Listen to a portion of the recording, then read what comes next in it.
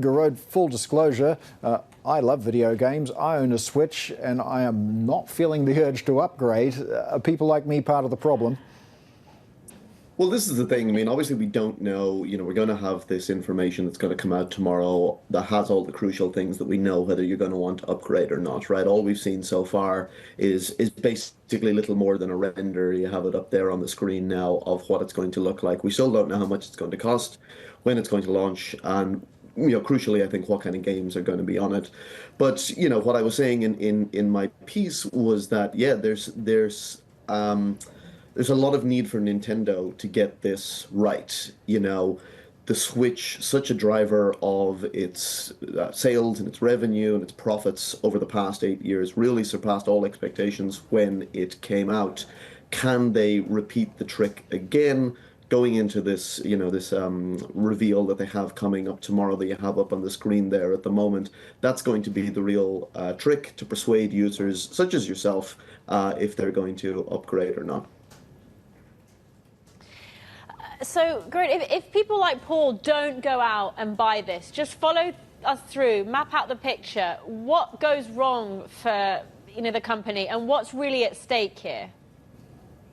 So you can go back about a decade to the launch of the Wii U to see what can happen when things go wrong. The Wii, if you cast your mind back to the mid-2000s, the Wii was an incredible success.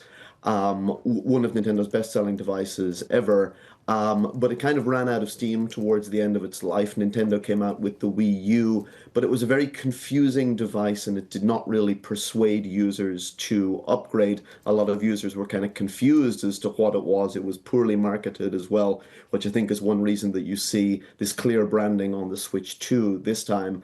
What happened then was Nintendo had 3 consecutive years of losses. There was a lot of doubt about its ability to survive in the format that that we all know and associate Nintendo with. There was a big drive amongst investors to try to persuade Nintendo to give up on making home consoles, to switch entirely to mobile. That was the theme that was going around at the time. If they were to have another flop, shall we say, on the level of the Wii U, it would be very, very bad for investors and bad, I think, for gamers. And one reason that the stakes are higher this time is because even with the Wii U, Nintendo at the time had a separate line of handheld devices, the 3DS at the time, that was able to provide a little bit of support. Right now, all of Nintendo's revenue, essentially all of Nintendo's revenue, comes directly from the Switch. That's now fading off. It will need to be replaced by the Switch 2, and that's why they need to make it a success.